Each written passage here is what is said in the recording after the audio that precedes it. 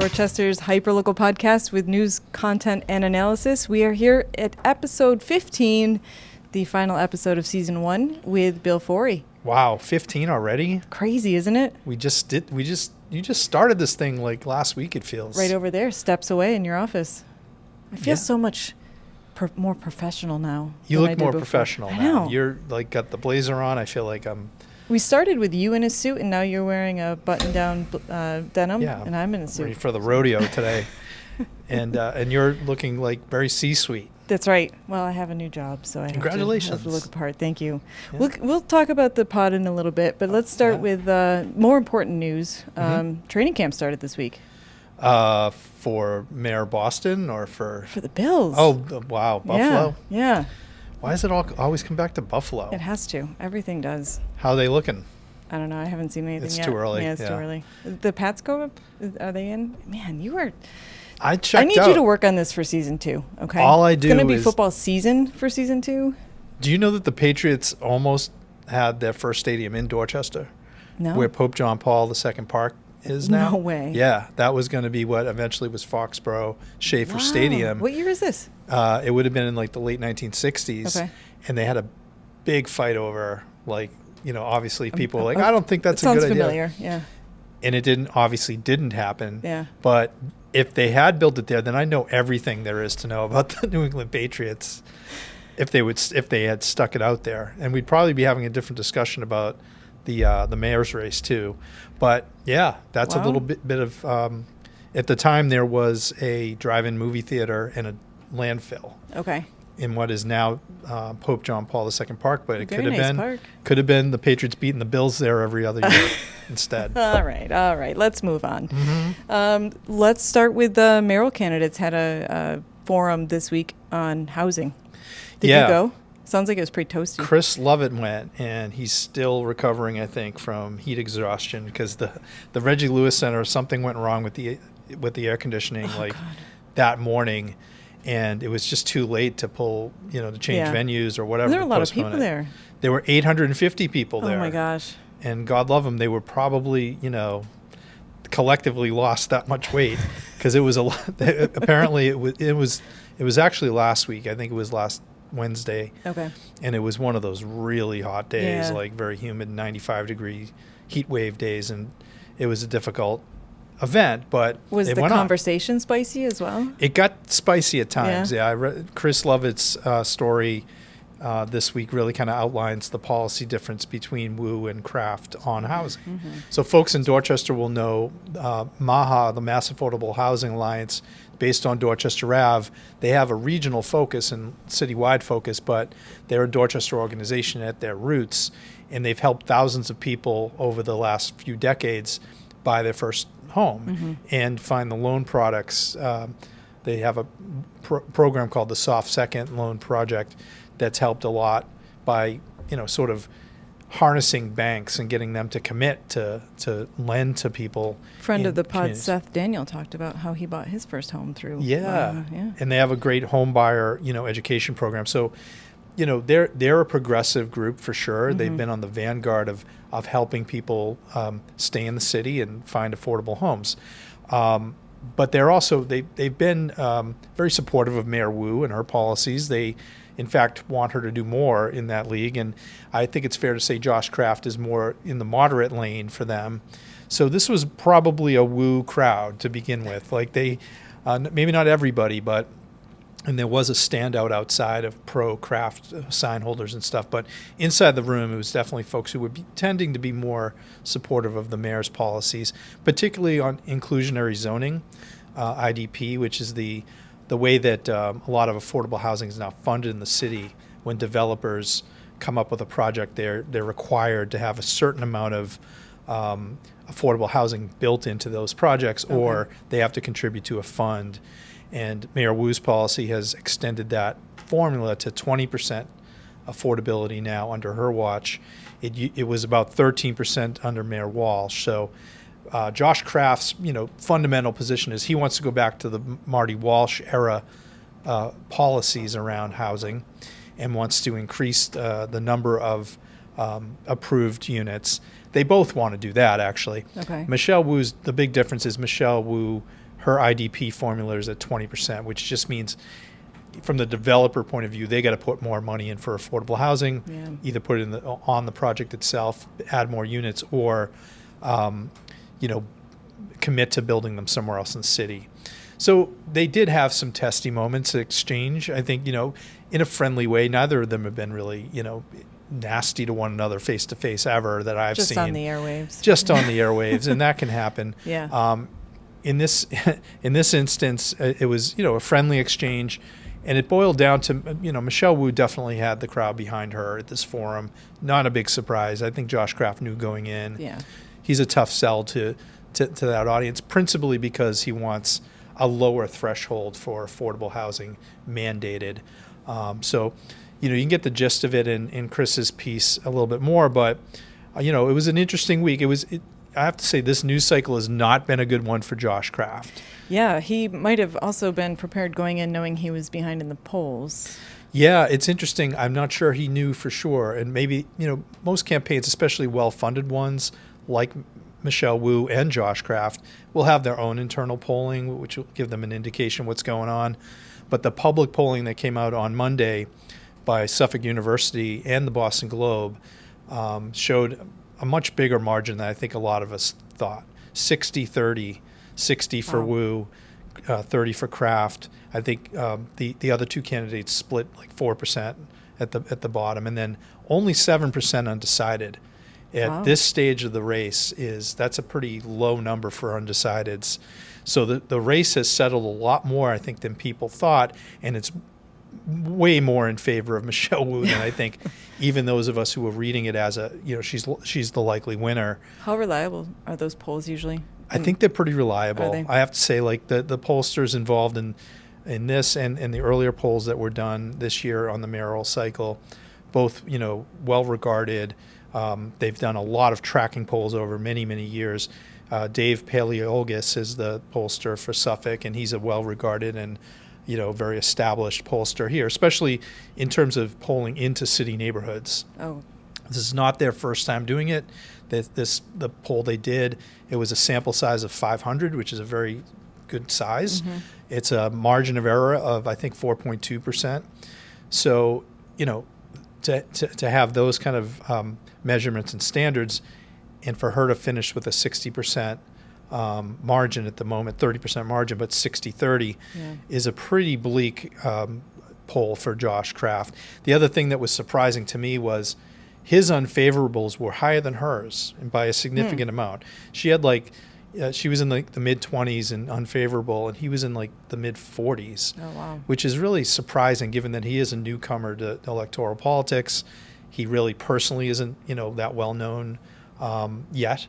Yeah. And it's a big hole to dig out of on unfavorables and with the low amount of undecideds, according to this poll. Yeah. And voting starts soon, right? A couple of weeks. Yeah. Well, early voting starts on August 30th. That's also, I believe, the last day to register to vote for those who aren't. Okay. But anybody who's a voter in the city of Boston can vote. The preliminary itself is on September 9th, but anybody can vote early if they so choose. They'll be announcing those sites soon.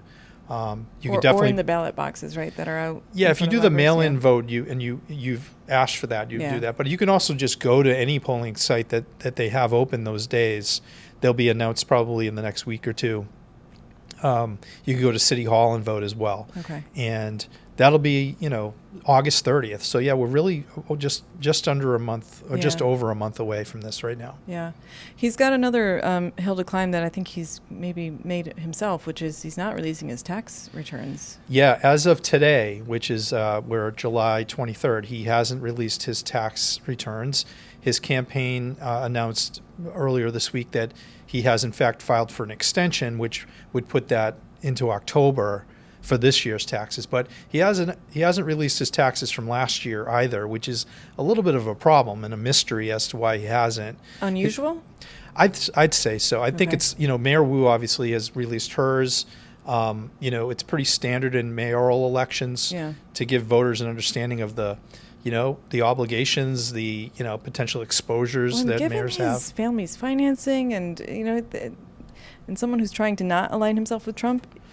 To follow in Trump's playbook seems silly. They do have that in common at the moment. And I have to say, the Kraft's campaign has said he is going to release his taxes. They've just haven't explained why they haven't released last year's taxes, which I think is a bit of a hole there. So, our editorial this week calls on him to just do it, get it done. Yeah. Frankly, most campaigns would have just gotten this over with. Right. Do it early, get it out of the way. Get it out of the way, so if there is something a little bit like unsettling in it, you can deal with that news cycle early in the campaign. Right, not right before the election. So we'll see. Yeah. And in fairness to him, perhaps there's nothing in there that's going to be problematic. Right. Michelle Wu and her allies this week really came out heavy. Yeah. The day after this poll comes out that she's up 30 points, and she really whacked him hard on the tax issue. And the next day, it's like, whoa, she's taking no prisoners on this one. But even if there's nothing in there that's problematic, it's just like it's inviting scrutiny of why aren't you doing this? Right, so it'd be best for them to just get this over with. Yeah, absolutely. Let's close out with some more new businesses. It seems to be a theme on the podcast in Dorchester. Seems to be. Yeah, Blue Hill Avenue this time. So we teased this last week. There are 3 new businesses that Seth Daniel wrote about, one of which is open. 2 others in the pipeline. And what's interesting, too, is this is a stretch of Blue Hill Avenue that's really been revitalized just in the last year or so, or there's some new buildings coming.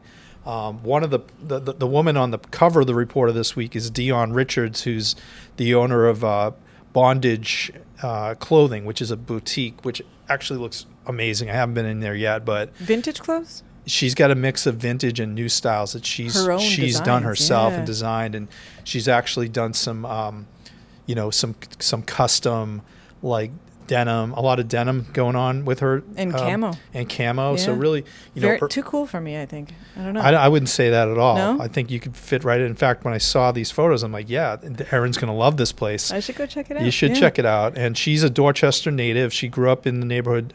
Went to John D. O'Brien High School. Her family's been very active in the community, and she's been doing this on her own, out of her own, her own home for years. That's and cool. She actually, Seth Daniel wrote about this, and you know how big of a hip hop head Seth Daniel is. He mentioned that she did some custom work for Eric Sermon from EPMD. So some of us older hip hop heads will appreciate that. And her store is now open at I believe it's in the 1000 block of Blue Hill Ave, so not far from Morton Street. Yeah. And this is a stretch that Seth's written about recently a couple of times because it's seen a lot of investment lately. Mm-hmm. And one of the new property owners there, she actually is also a native to Dorchester and Mattapan area. She's been able to win city bids for parcels and then build new storefronts there. And what she decided to do, which I thought was kind of a novel approach, her name, by the way, is Dariella Vilon Maga of DVM Development. And she has these 2 new storefronts, almost ready to go. And she did a lottery for local merchants to apply and win from, she had kind of a contest really to see who would be the best fits here. And 2 of them got announced at Just Bookish cool. recently. Yeah. And so they'll be moving in as well. It's a good indicator, actually, economically here, that people want to open up shop on Blue Hill Avenue. And one of the businesses is transplanting from Jamaica Plain. The other is coming from Milton. And as I mentioned, the other store, Miss Dion Richards' store, she's coming from her own home. So it's good to see this kind of investment coming into Dorchester and Mattapan. Yeah, definitely. One is a wellness kind of location, and then what was the other one? Do you know what the third one was? It's a mom and pop operation, and I think it's a retail location. I can't exactly remember what their products are, but they haven't opened yet, so we haven't been able to go there and check it out. Well, but we'll update when we know. We will. And, some good news there. Very cool. So I wanted to take a minute and just talk about the pod and see where you're at, how you feeling about it. I'm amazed that it's a episode 15. I know. And it just flew by. And I have to congratulate you and your team, Yazir, John, too, for, being able to pull this off and build something very quickly with really your own sweat equity and ingenuity to put this together. to be able to like get the guests lined up and booked and talk to and do the research too. Yeah. And understand like how to interview, people who are, have a lot to talk about and a lot of history. I really enjoyed some of your segments that delved into some of that, like with Bill Walczak, for instance. Yeah. The Ashmont Hill crew. Yeah. Hearing from Brandy Fluker-Oakley, Fluker Reed, forgive me, and Joel Richard, like right off the bat. Yeah. And you've also covered a lot of ground. I think what's important for all of us to remember is that Dorchester is a big place, a diverse place, and it's not just our own little village or corner or parish or whatever that we kind of know the best, but there's this whole, tapestry of people and places and businesses and villages that are thriving all around us. And you've unlocked a lot of that for folks, including me. Like, there's stuff I've learned watching the pod, which I didn't know. Yeah. So that's pretty cool. I love that. Yeah. And what I found interesting myself was, we went into this, you and I were having conversations about content, and we didn't really know if people would be into joining.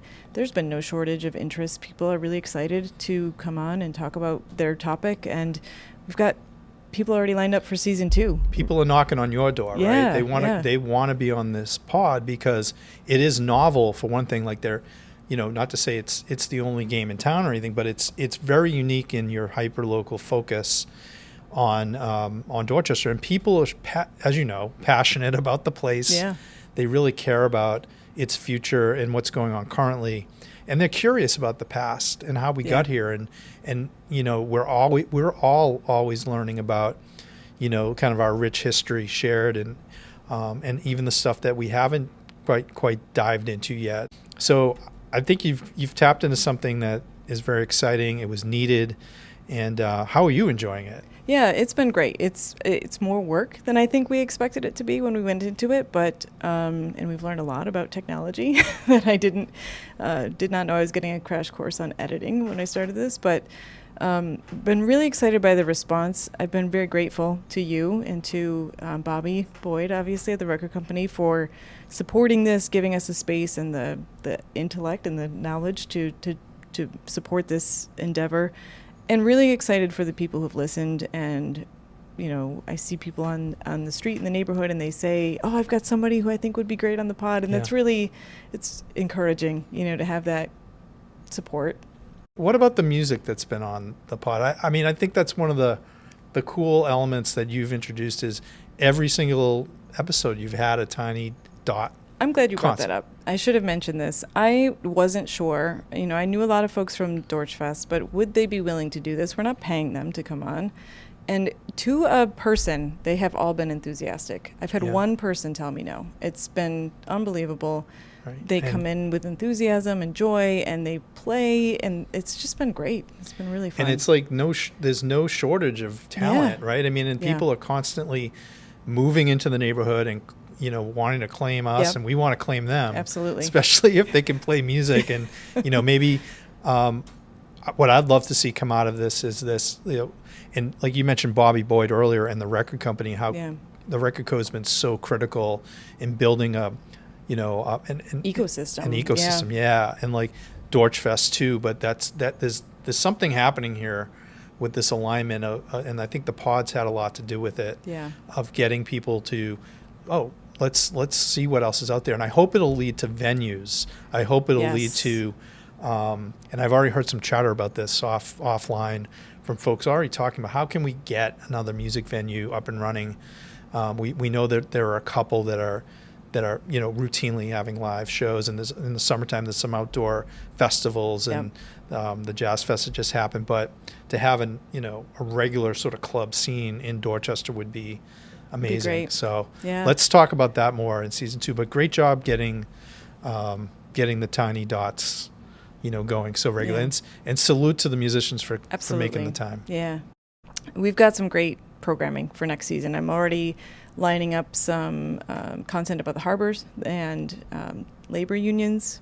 We've got some businesses we're going to profile. So basically, you're going to take off August and come back in later in the I don't early want fall? to give it an exact date. We're thinking probably September, but Cool. stay tuned. There'll be content on the feed, in the meantime, so we won't be disappearing completely. But we're going to take a little time to reset and get season 2 lined up. I think that's a fantastic idea. Catch your breath. Season 1 has been a huge success, and 15 episodes. It just flew by It sure like did. that. So catch your breath. Get the team in order and give them a little downtime too. I know they've been hustling as fast as everyone. So, what else you got in mind for the rest of this episode here? We have a couple of experts on dogs who are about to join us here in the studio, the Yay. newsroom. In the So- Dorchester Reporter The newsroom? Dorchester Reporter newsroom. I hope they brought dogs. I don't know. Let's hope so. But we're going to do a segment on dogs in Dorchester. Thank you, Bill. You're welcome. Thanks for having me.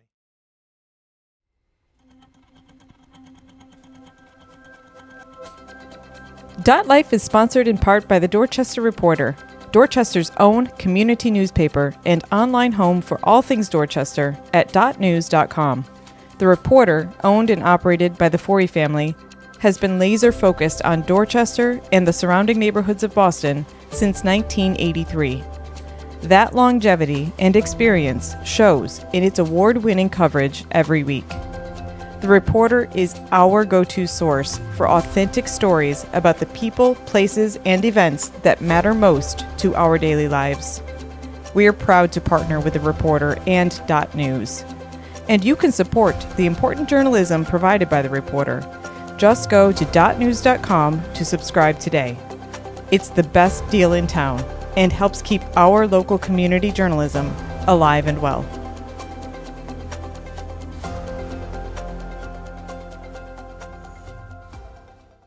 Welcome back to the DotLife podcast. We are talking about dogs today. Who doesn't like dogs? Everybody loves dogs. I'm joined by 2 dog experts, Mark Armour from the Pooch, Hi. and Andrea Viveiros from the Connect the Dogs. Hello. Thanks for joining me. So I'd like you to start by introducing yourselves. Just talk about who you are, what you do with dogs. Do you have dogs? What kind of dogs do you have? All the dog questions. Andrea, let's start with you. Sure. So I'm Andrea. I am a certified professional dog trainer. I have been doing this for about 14 years now. Kind of scary to do the math in retrospect. I do private in-home training mostly, so I don't have a facility. I travel all around Boston, helping people with the challenges that they have with their dogs on a regular basis in day-to-day life. I have my own dog named Maybe, Maeby, like That's maybe Arrested Fuente from Development. Arrested Development. Exactly. I can always find a kindred spirit pretty quickly when I say her name. She is a perfect little shepherd mix from the South. I adopted her when she was about 9 months old, and she was recovering from some pretty traumatic injuries. She broke both her elbows as a puppy in her first home, just kind of freak accidents and genetic confirmation issues. But she is an absolute joy. I'm based in Hyde Park personally, and I service the whole city of Boston except for a few neighborhoods that are across rivers and bridges. Sorry, Charlestown and Easy. But yeah, I love working with dogs. It's the only thing I can picture myself doing for the rest of my life. So I'm happy to be here talking about it. Mark, how about you? My name is Mark Armour. I'm one of the owners of the Pooch. We have a doggy daycare here in Dorchester and a couple of retail stores, one at Lower Mills, one at Savin Hill.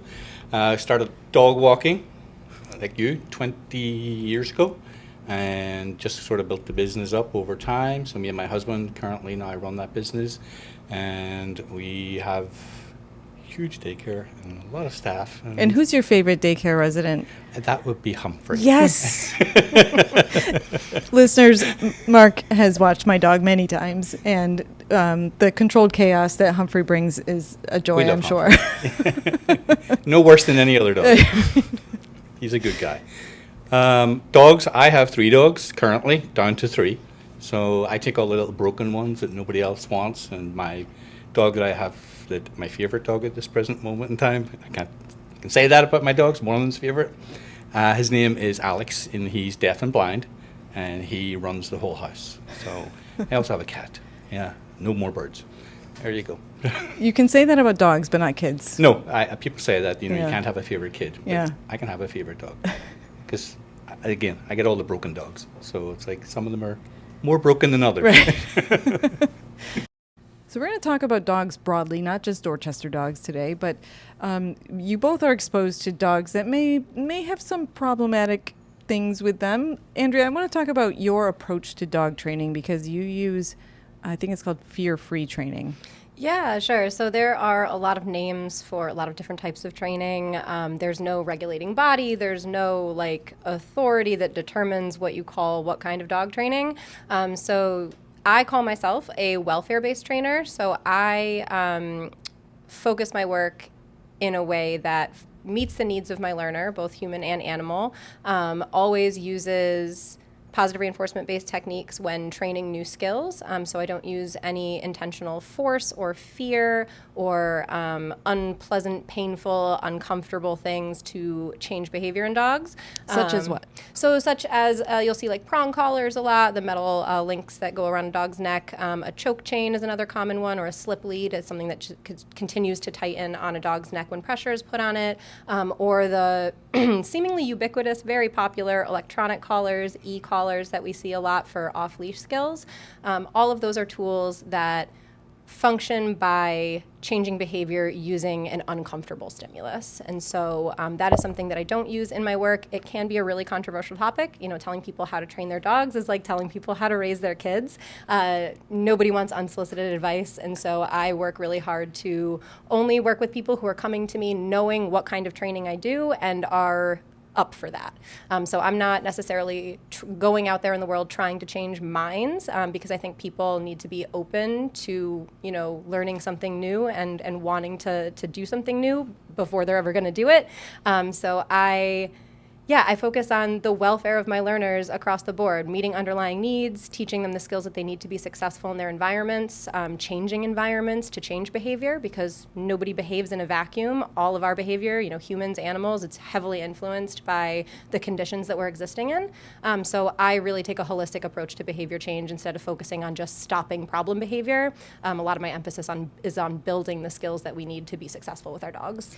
Yeah, one of the things that I noticed when I first started following Jenny, who referred me to you, she really made me think differently about the way I thought about my dog, that he's a dog, right? He's not a kid. He's not a robot. He's a dog. And maybe I could adjust myself a little bit to make him more comfortable. I don't know. What do you think of that, Mark? Is that crazy? No, it's not crazy at all. A lot of people like do sort of humanize their dogs and stuff like that. And they allow them to get away with a lot of behaviors that they shouldn't. You know what I mean? I'm not saying like to punish the dog or anything like that, but whenever you like, how do you say, infantilize your dog? Whenever you make it more human, it's like you don't set boundaries. You don't set the times when the dog should not be doing certain behaviors. And I have a question for you. Sure. Would you ever recommend a prong collar? I would not. Never. Never. Okay. I'm happy to talk about why. I have one instance when I did. Okay. And it's only one. Okay. It was an 86-year-old woman who the dog had already pulled her down the steps and broke her hip. And, she didn't want to give up the dog. She didn't want to do training. She had no more money and everything else. And I said, look, the only solution I can come up with right now is a prong collar for you. Yeah, and I think in one of those scenarios, it's kind of, it tends to be the one that comes up a lot, on internet debates that I really try to keep myself out of because no one wins in those. There is always that kind of specter of the guardian that can't physically manage their large, strong dog, and the only option for safety is a prong collar. And I push back on that a little bit because the beautiful thing about a welfare-based approach and positive reinforcement-based training is that it really fosters creativity in behavior change. And so I have yet to encounter a scenario, and I've worked in shelters, I've worked with all breeds and sizes and temperaments of dogs with all kinds of problem behavior. I have yet to find a circumstance where the issue at hand cannot be addressed without the use of aversives. And it might take a little bit of creativity and problem solving, but I am of the firm belief that when you find yourself on the precipice of recommending a device that works via punishment and discomfort, we've hit a skills issue. We've hit a roadblock of where our skills are, and it's up to us to seek other professional help and input to get past those. I get all that. Yeah. The lady in question was not willing to do anything different. Yeah, and that's when if this was somebody that came to me, I'd say, this is my set of beliefs, this is my ethics, this is how I encourage people to live with their dogs, and if that's not for you, I'm not the trainer for you. Well, I wasn't the trainer. Yeah, You know no, what I mean? exactly. I'm just saying, it's like, And so I kind of tell people, like, I want people to make an informed decision. So are there people out there who use prong collars knowing exactly how they work and say, I'm fine with that? Sure. And that's their prerogative. I'm not, again, here to change people's minds. People decide what's right for them and their dogs. I'm never going to recommend one, though. okay, I'm never no, going to say that's I the never solution. recommend them either. Yeah. It's just,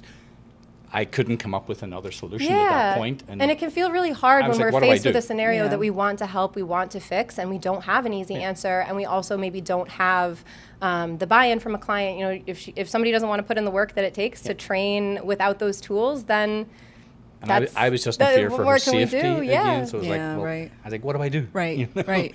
If you leave, she might just continue as is, and something even worse could Yeah, happen. exactly. What about people who expect their dog to be trained perfectly? Dogs do not come with software built in, you know? You need to hire someone Yeah. that actually Yeah. is able to motivate your dog to do what you want your dog to do. Yeah. You know? You can't just expect to have a dog and it just automatically works. You know, I would even argue that even when you have someone who's trained them, the dog isn't going to be robotic. They're not necessarily always going to do all the things you want them to do, and that's the beauty of having an animal in your life, right? They're sentient beings. Right. Exactly, they're sentient beings, Right. and part of the bargain when we decide to bring them into our home and into captivity with us, you know, we control everything about their day-to-day life, and expecting to be able to control another living thing's behavior is, it's a tall order. Yeah. Can we help them make the choices that we would like them to make? For sure. You know, we Yeah. can teach them new skills so that they can be successful in a human world that wasn't built for them, but can we expect them to be able to function in that world that isn't built for them without being their teammate? No, you know, that's our responsibility when we bring them home, is we want to give them the chance to be their best selves, and really have the bond with them that I think most people look for when they bring a dog home. You know, I don't want to say nobody, I can't make blanket statements, but for the majority of people, they're not bringing a dog into their home because they want something that they have total control over. Sure, there are people out there who use animals to feed their ego, for sure, those people exist. But the vast majority of people that I encounter through my work, they just want a dog to love and who loves them, to enjoy their life with them. And yeah, sometimes behavior can get in the way of that, but a huge part of my work, I find, is helping people adjust their mindset around their relationship with their dog a little bit, and really see what's possible for it when they let go of some of just the societal expectations around dogs. You know, there's so much stuff out there that tells you how you should be living with your dog, what you have to teach them, what they have to be able to do, and if you don't do X, Y, Z, then you've somehow failed as their guardian.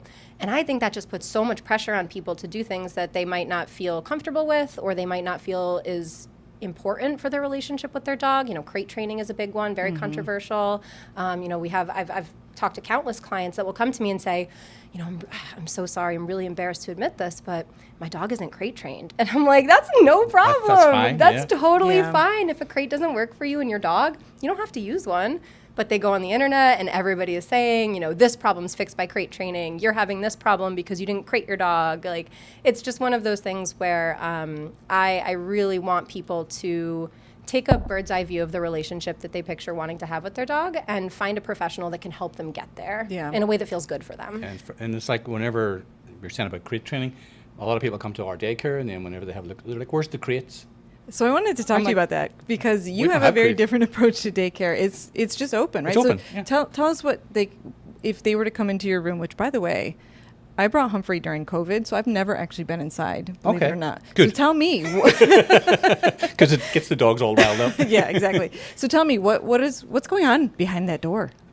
Basically, there's one large, big open room, and we have 5 staff in there at all times. We have a minimum of 5 staff walking around the room, and you know, the dogs are just free to do whatever they want. We let them outside every 35, 40 minutes. They go out into the yard. All together? All together. Okay. It's controlled mayhem. Yeah. But we let them out the door and we let them back in the door.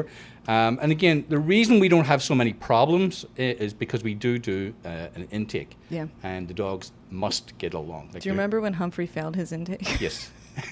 I felt so bad for you. But it just shows you, like, we take it deadly serious. Yeah. You know what I mean? If the dog is showing any anxiety or stress, we'll try to work with that dog a little bit more. Like, we get a dog for every once in a while, it'll hide under the table. Yeah. And it'll just not come out for a week. Yeah. And we will be totally honest with the owners. We'll tell them he's not doing good right now. I said give him another 2-3 days maybe, see how he settles in.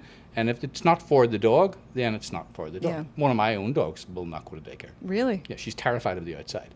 Even walking her is she's just terrified. She just shakes the whole time, and she does not like the daycare. So she doesn't go to daycare.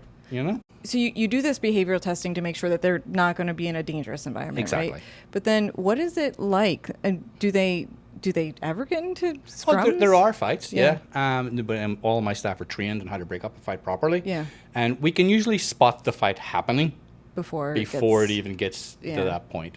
And it's nearly always the same dog and whatever. Yeah. And if it gets to that point where it's a issue, like, we'll take the dog out of daycare. We'll tell the client, unfortunately, this is the second time. Yeah. No more chances.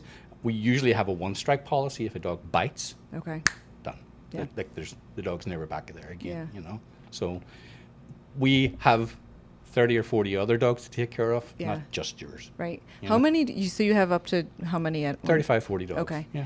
So what do they do? What are the behaviors? I want to get to your opinion too, Andrea, but when they get into a group setting like that, how do their behaviors come Well, out? it's so weird. The one breed of dog in particular, like Boston Terriers, they all hang out together.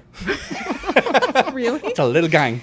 Really? So if you have 3 or 4 Boston Terriers, they're always together. And then they turn their hats backward and stuff. It's like crazy, because that's the only one breed that kind of like huddles together all the time. Most of the other dogs, they'll find their friend. They'll have They do one. see Oh, the- oh, yeah. absolutely. Like, they have their friend. Yeah. They want to see them every day. We have people that have told me they've been walking on the beach in Provincetown, and the 2 dogs get together and go crazy. And the owners have no idea who these dogs are. And they're Yeah. like, does your Yeah. dog go to the Pooch? It's like, yeah, mine does too. It's like, oh, that's where they know each other from. Yeah. What else happens in these? What changes when they get into these bigger herds? Do they become more animal-like? Well, they're dogs. Yeah. So, I don't know. I've been doing this for 20-something years. Yeah. So it's like, this is normal for me. Right. It's, how would you explain it? I think it's hard. Dogs are social animals. They're not pack animals, as people will kind of call them. There's a lot of junk science that people carry over from junk science about wolves that the Doesn't original exactly the original reasourcer was like, I made a huge mistake, guys. Stop yeah, listening absolutely. to me. David Meck, Like, in the seriously? 70s. The guy that wrote the paper Yeah. that everybody, that Cesar Millan, all the Yeah. other trainers out there follow. With like the alpha male stuff? Yeah, the alpha He- wolf theory is he completely debunked his debunked. own theory. Yes. And people are still Yep. using And people that. still cite It it, and I'm sounds- like, sounds oh my cool. goodness. It does sound I'm like, cool. the internet exists. You can do a quick Google. It's like the first result. He's like, no, Yep. this was wrong. It's basically he studied wolves in the 70s by taking a bunch of disparate, unrelated adult wolves and putting them together in like a contrived scenario and studied what happened in their social groups. And believe it or not, they fought. Like, who could have guessed? Because a wolf pack, an actual wolf pack in nature, is a nuclear family. It's a breeding pair and their offspring. And their offspring. And then their offspring leave and start their own families, become quote unquote alphas. Alpha just means access to resource. Okay. And so the alpha, quote unquote, of any group is the one that kind of has the resources, doles out the resources. And more often than not, it's not a super helpful term, honestly, in dog behavior, because dogs are so far removed from wolves. They've been domesticated with us over tens of thousands of years Yeah. to work cooperatively with us.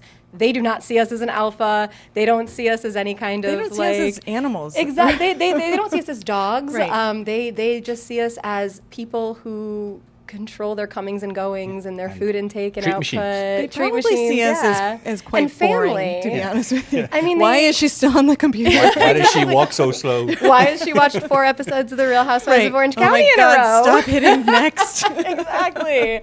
But yeah, and so when dogs get together in the social groups that they find themselves in human life, daycares, dog parks, play groups, just little play dates, things like that, their behavior changes based on who they're around, who's in the environment, what resources are available.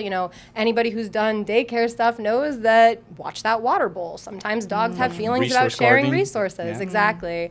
And so I wouldn't say that they become, more animal-like or anything. There's a lot of myth about, pack mentality and how they can all feed off each other and then turn against you, and it's all storytelling. Okay. Because when you really break it down, what you're looking at is arousal levels. You're looking at, is that dog's arousal level spiking, and what behavior comes as a result of that. And arousal spikes, they tend to come with less inhibition, less bite inhibition. So if you're playing mouthy play and you're getting really amped up, you're going to maybe see teeth connecting with skin when you don't want to, or when the dogs don't necessarily, mean it.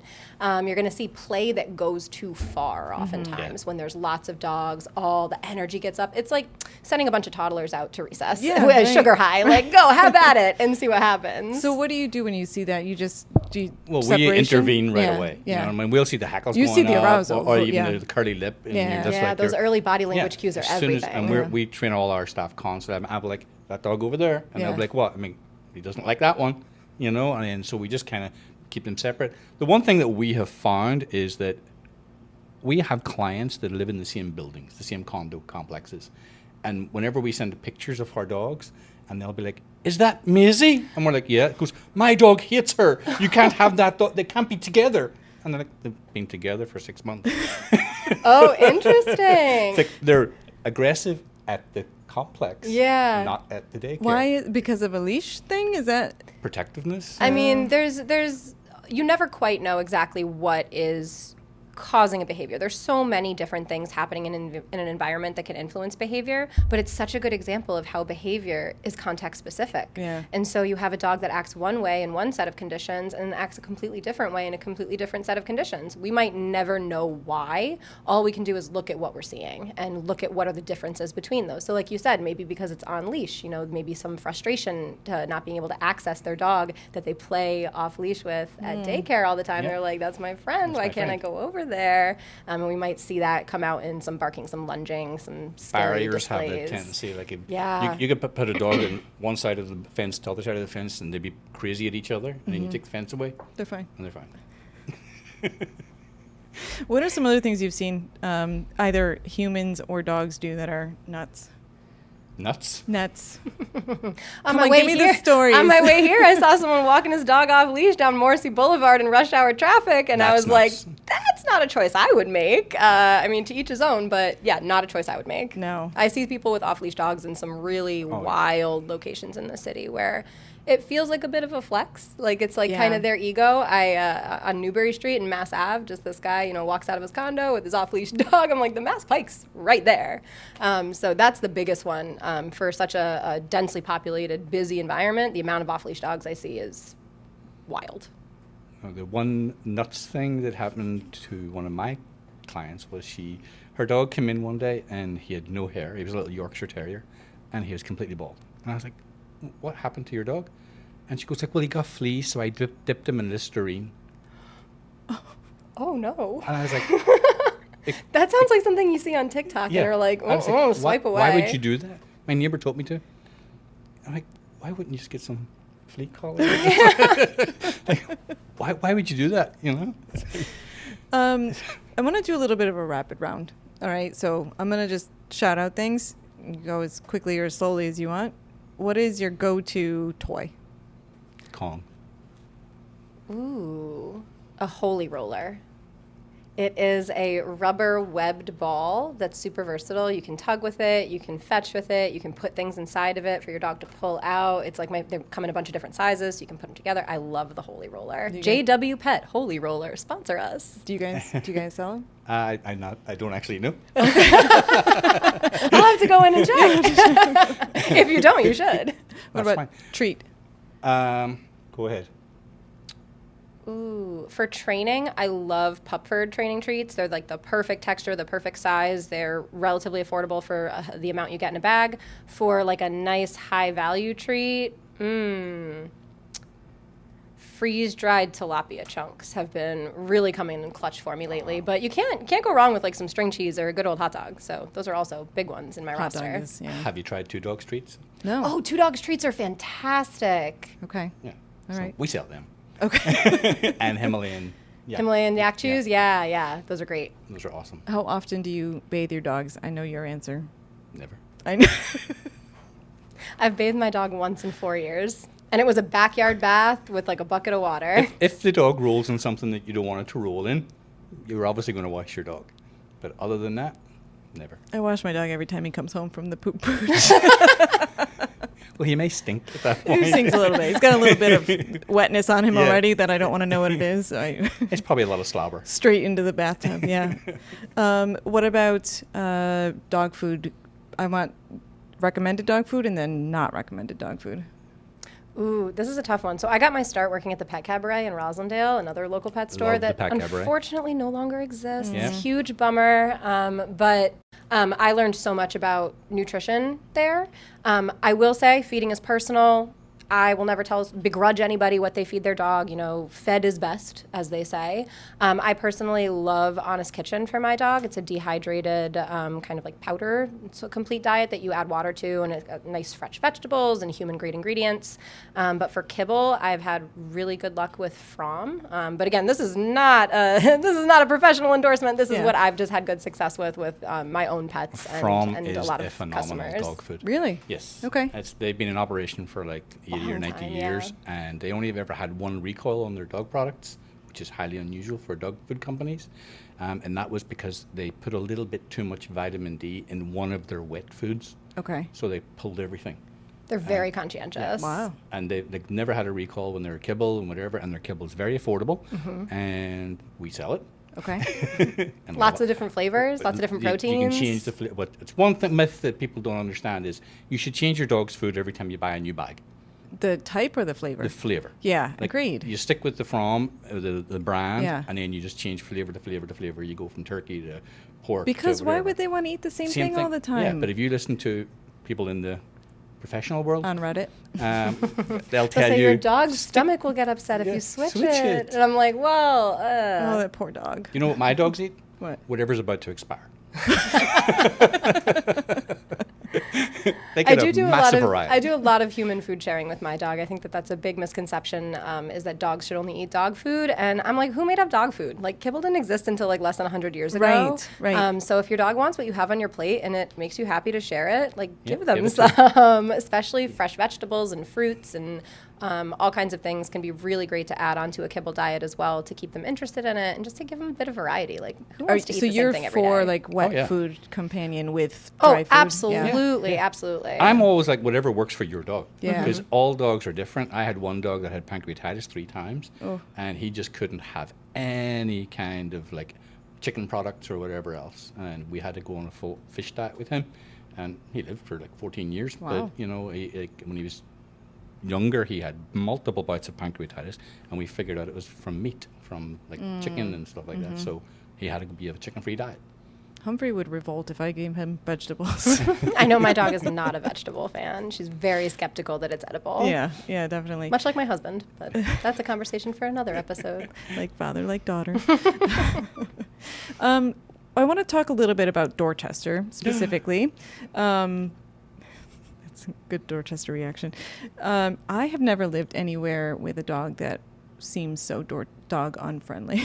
Boston in general is dog unfriendly. Yes. People advertise it at times. They go, "Oh, the most friendly city." It's like where? No. Where? Where? Yeah. You know, it's not because You can't take dogs anywhere. You go Colorado, you go somewhere else. Dogs I everywhere. was in Chattanooga in a basement bar, and there were dogs everywhere. Yeah. And I was like, "What? What is this? This is wild. It's Yeah. lovely." Yeah, not only can you not like take them many places, but there aren't any like designated dog places to go. There's very few dog parks in the city compared Yeah. to just like neighboring, Brookline has Yeah. the Green Dog program. Quincy has a beautiful dog park. Luckily, it's like pretty accessible from here. But we have like Peters Park and I love Carlton, I There's one think. down in Carson Charlton? Beach. Yeah. But Carson again, you're not Beach. allowed your dog on the beach. Yeah. You know? right. I love Stotter's Neck, but it's far. It's far. It's really far. Yeah. It's great though. Yeah, not a dog-friendly city. So, what do we do to change that?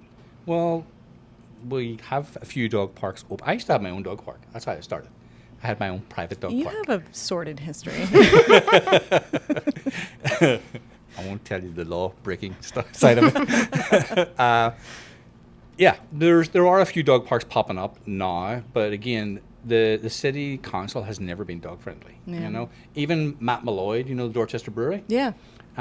Mayor Wu has done a little bit better by him because beforehand, every time he had to have an event, we used to sponsor a lot of events there. Mm-hmm. We would have, you know, dog events, and we would do like fundraisers and stuff like that, Yeah. maybe once a month.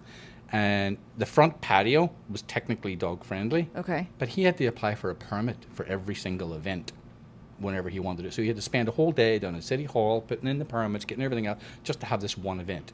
And they were constantly coming in and monitoring and everything That's else. ridiculous. And whereas now Mayor Wu has said, okay, you apply for one permit, that does for the year. Yeah. You know, That's good. so that's a bit better. It's a you know? step. It's a step, yeah.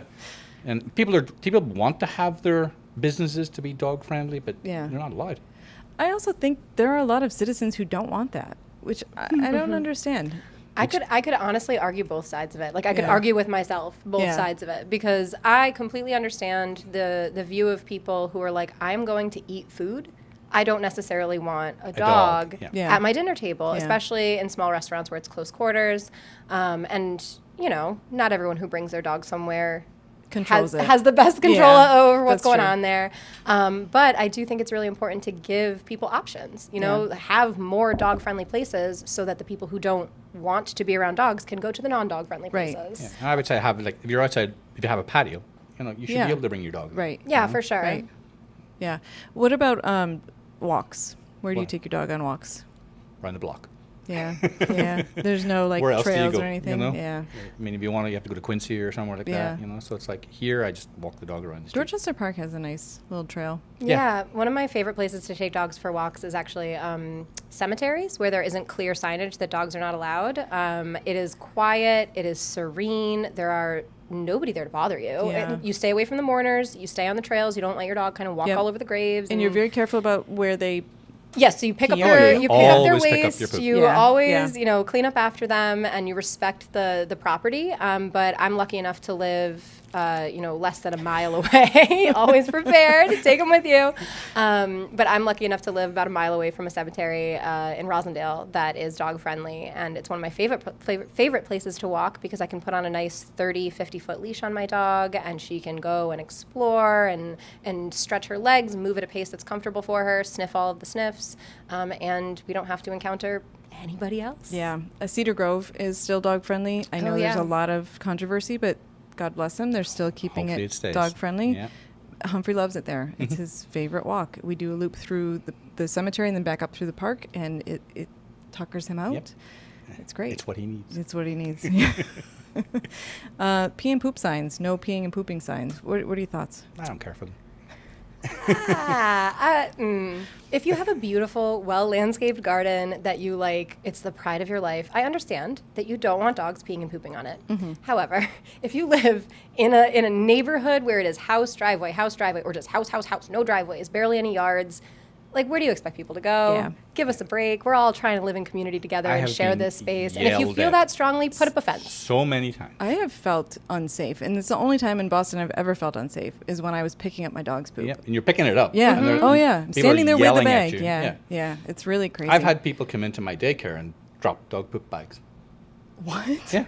Because we're automatically assumed to be the problem. Right. Yep. You know? Right. And they would like literally walk in the door and go, Thinking that you like left it on their property Yeah. and they're like, here you go, take it and back. I'm like, well, I don't use those poop bags. They're, you know, it's like, that's not mine. Like, that's not my color. Yeah, That's not my exa- brand. exactly, No, exactly. it's not mine. I also don't understand why you would want a picture of a dog pooping on your yard all the time. They're very funny.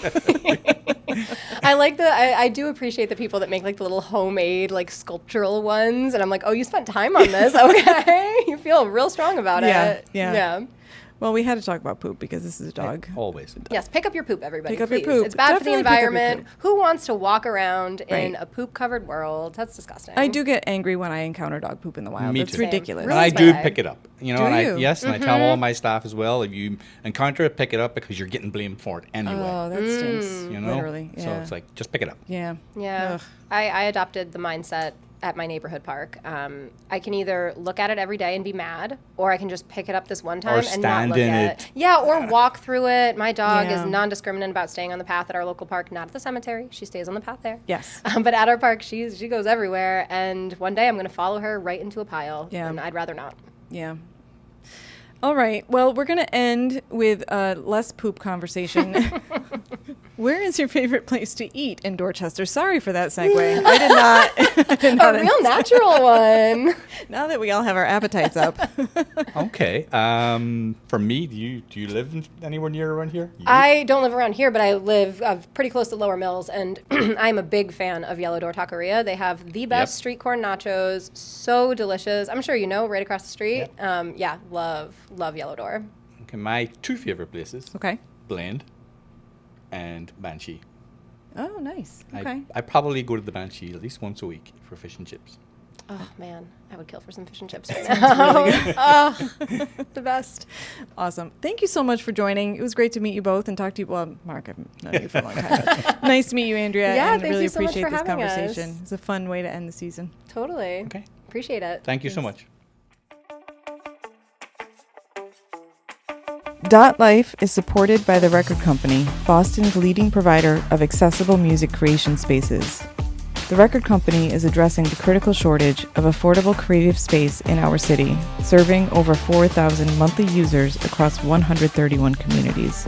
They've preserved 47,000 square feet of professional studio and rehearsal space at rates 60 to 90% below market value, ensuring Boston's musicians have a place to create, regardless of economic means. But they're more than just affordable space. They're building career pathways through partnerships with Bunker Hill Community College, offering professional certification programs that lead to sustainable music careers. This vital work is at risk. As creative spaces continue to disappear across Boston, the Record Company needs community support to maintain these essential resources.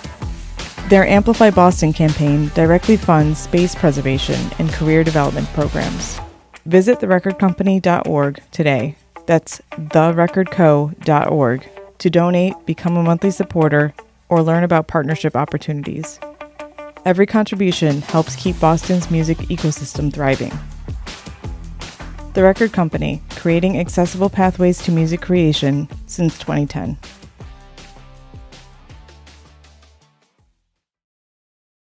Everybody, welcome back to DotLife. We are excited for this week's Tiny Dot concert with Gabe McLaughlin. Hello, Gabe. How's it going, squad? Thanks for coming in. No You're problem. a 02124 guy. I am. Awesome. That wasn't too much of a trek then. Or you weren't coming from the neighborhood No, well, I was at camp earlier today. because you are an educator. I am an educator, and as a early on educator, I still need to work summer school to have a good income. So still doing that, but You're with BPS though. with BPS, Nice. yes, with BPS. I'm working at Camp Ponkapog, which is in Canton. Some people who live in Boston might know Camp Ponkapog. But yeah, we do BPS does summer school there, and it's really fun. You get hot and sweaty. How many kids? I have 15 kids in my class, but in the camp there's like 250 kids Yikes. in the Yeah. woods. Don't lose any.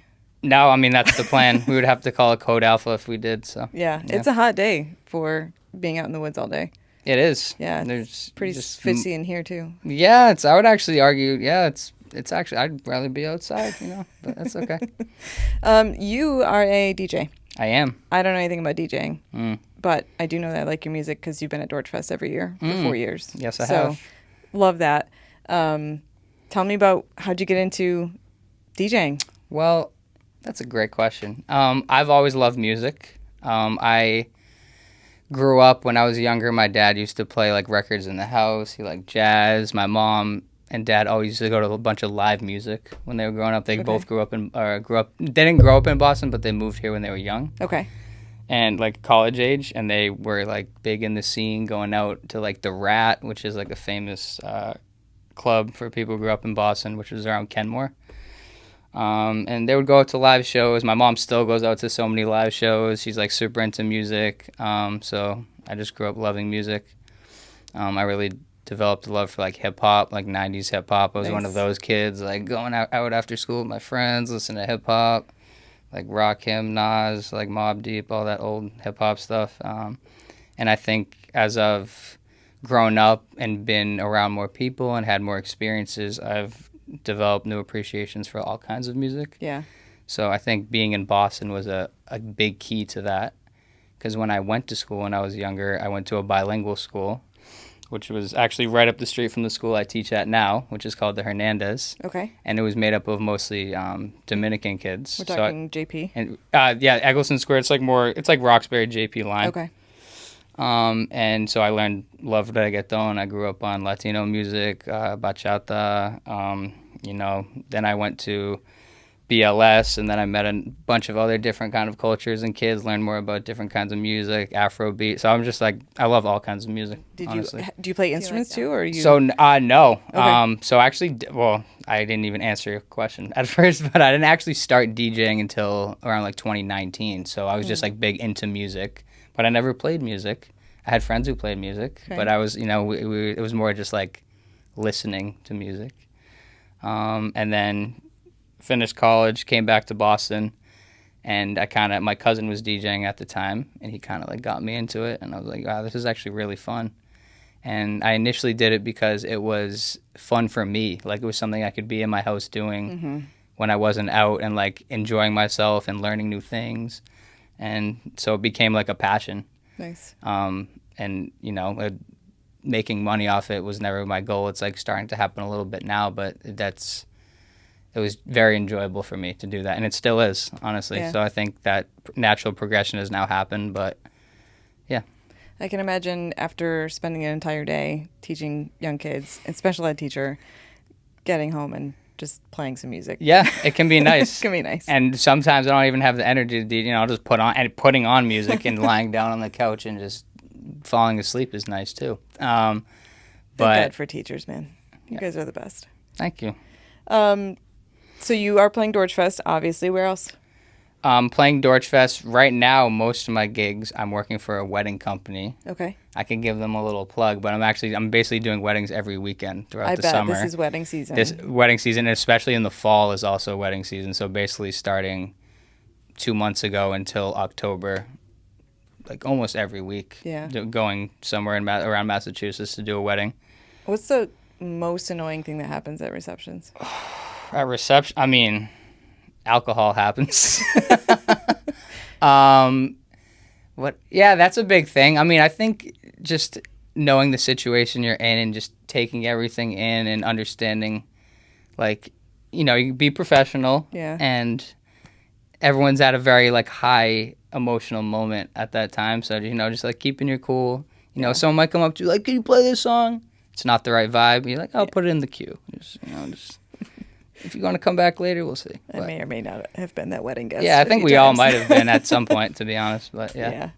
But do you like playing the wedding scene? I do. Yeah. I mean, it's like it's a joyful event, and the best thing for me about weddings is people who they're seeing their friends for the first time in a long time. Yeah. You're coming to see people you haven't seen in maybe years, maybe family you haven't seen in years, and like being able to like facilitate like a great time, like or be a part of that, and like at the end, it's the funniest moment is always like the energy's so high, and then you have to end it. And the lights come on. Like proverbially, the lights come on, but it's like the music cuts off, and people are just you can hear all the side conversations, like all the excitement and all like the just good vibes. It's Do you ever it's take nice. the party to another place after that, like hotel No, lobby? I don't have the energy. I pack up as soon as possible and drive home.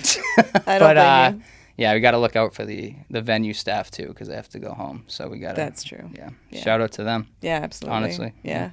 So tell us about what you're going to do today. My plan was just to mix a couple songs. I mean, so DJing, and I think I would call myself more of like a selector. Like I find music that I like from all kinds of different genres and blend them together. Okay. That's like what I love to do and my biggest thing. So, maybe taking some songs or some flips or some remixes and kind of mixing them together and creating like one little mix. That's what I like to do. We should say you perform under the name Codeswitch. Yes, my name is DJ Codeswitch.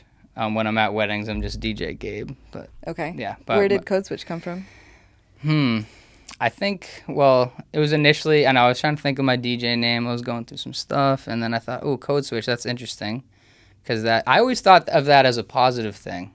I think it can be interpreted in different ways, especially these days, but Codeswitch as a, just, you know, you can, it's about, through my experience, is that it's more about different genres. Like there's different genres of music and mixing them together. That was like my main intent. Okay.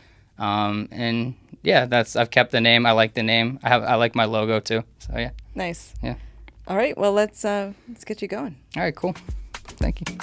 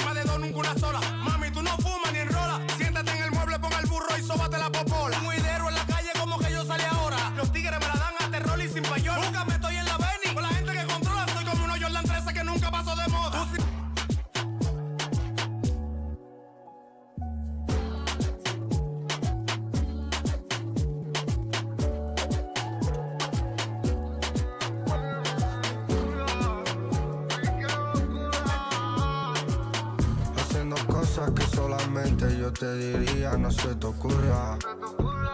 Lo malo de la mente no se borra. Algunos se pensaron que la puerta a nosotros ya se nos cierra. La abrimos rápido con nuestra pierna, a oscuras y la linterna, sin llevar una vida tierna. Tú solo vives lo moderno, tu vida es como de un cuaderno.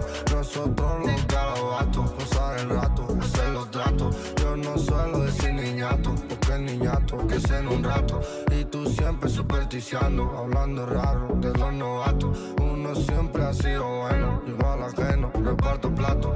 A veces es lo malo, a veces es lo malo, a veces es lo malo. Dice: no soy falso y eso molesta, yo sí destaco y tú lo detestas. El que la sigue siempre la consigue. Envidioso que mucho cuesta, tú estás abajo en esta puerta. El que la sigue siempre la consigue. A veces lo malo sigue, pero nadie lo persigue. El que la sigue siempre la consigue. Nunca día me verás yo siendo amigo del que es enemigo. La cae la ve dentro de un terrado. Por dentro estoy aterrado, pero no puedo ni miro al lado. Este dinero yo lo he sudado, tomando riesgos en la misión, castigado por tener ambición. El humo me nubla la visión, con una vida como ficción. Soñaba con yo ser bueno y me tocaba a mí despertar en un infierno con demonios y ninguno me puede tocar. Soñaba con un futuro y nunca lo he podido yo ni lograr. Perdona solo a mi madre que conmigo tuvo que pasar. No soy tú, a mí me gusta el respeto y no la pinto siempre discreto. Criado yo con los traquetos, pídete tu actitud y no actúes como necio. Tu cabeza le pongo precio y tu vida yo te la desprecio.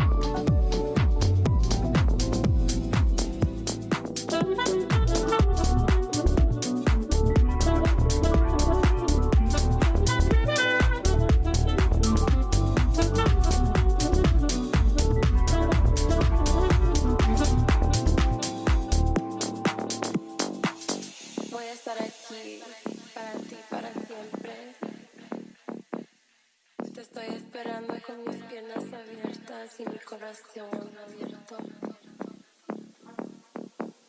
Me acuerdo de tu sabor en mi boca. Nadie me hace temblar como tú. Quiero que me comas como es el pan que te gusta. Besitos, papi. Even I know you ain't no good for me, but you feel so good to me. Every time I come back, I try to leave. So how you end up back with me? Oh, this ain't what I want. This is something else. This ain't what I want. This is something else. That's why I still come through for real. Even I know you ain't no good for me, but you feel so good to me. Every time I come back, I try to leave.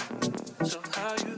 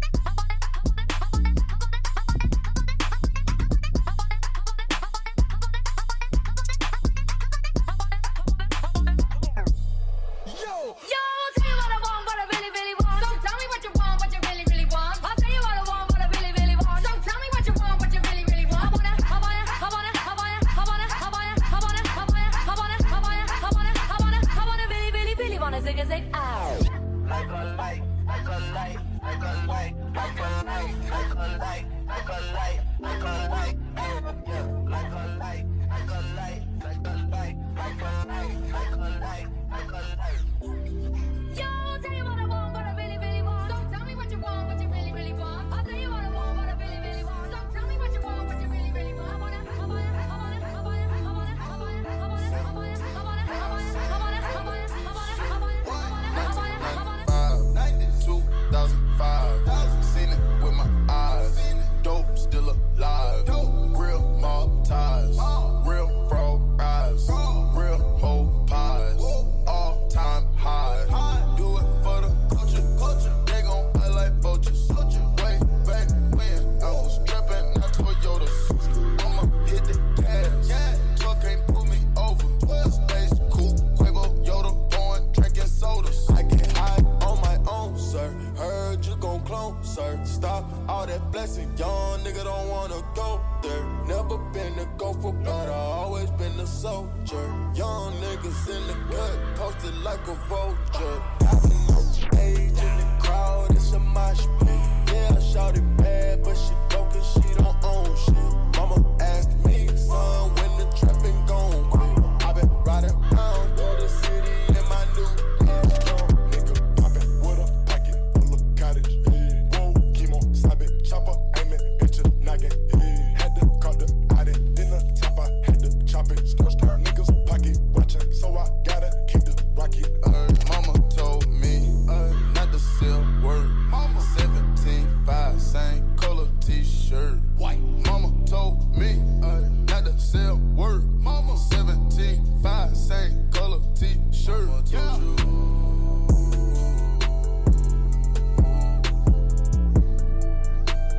Mama told you.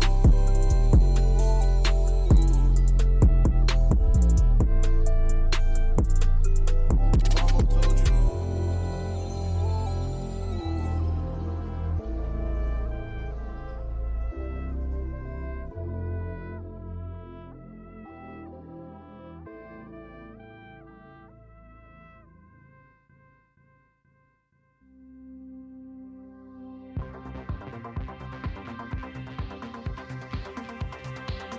Thank you for listening to DotLife, which is available on Spotify, YouTube, and Apple Podcasts.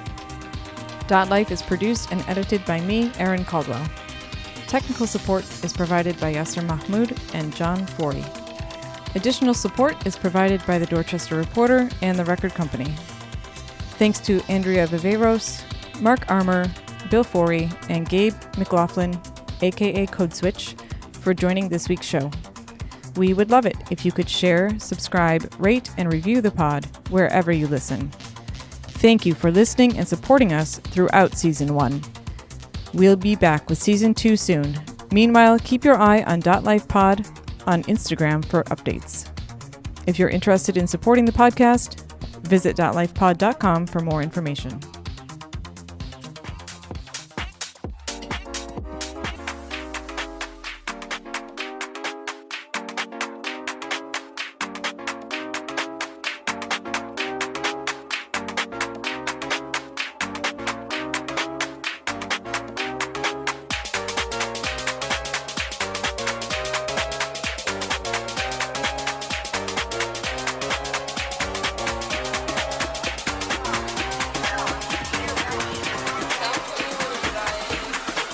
She a baddie, she showing her panties. She shaking like jelly. 100 bands and she love it, but I'm still shaking ass in the deli. With my bitch getting dirty. He like him already. He want the wop, but I just want the fatty. And I'm back in his partner, I'm heavy. Call me that B while he eating my honey. You know niggas love bitches with money. I get a lot. Taking a spot. If you ain't cooking, then get off the pot.